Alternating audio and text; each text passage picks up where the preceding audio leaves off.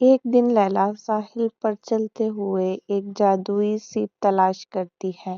جب وہ اس سیپ کو قریب سے دیکھتی ہے تو اس میں سے ایک روشنی کی کرن نکلتی ہے اور اچانک اسے پانی میں سانس لینے کی طاقت مل جاتی ہے۔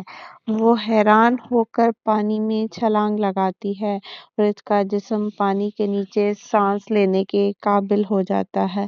جیسے ہی وہ نیچے غوطہ لگاتی ہے، اسے خفیہ زیر آب شہر نظر آتا ہے۔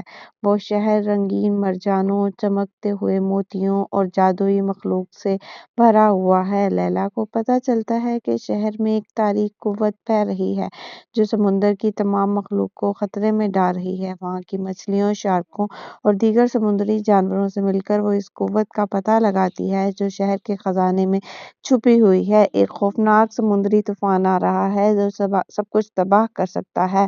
لیلا اپنے نئے دوستوں کے ساتھ مل کر طوفان کو روکنے کے لیے ایک پلان بناتی ہے۔ وہ خزانے کی حفاظت کرنے والی قدیم مخلوق کو جگا کر شکست دینے میں کامیاب ہو جاتی ہے۔ آخرکار شہر بچ جاتا ہے اور لیلا کو اپنی ہمت اور دوستی کی طاقت کا احساس ہوتا ہے۔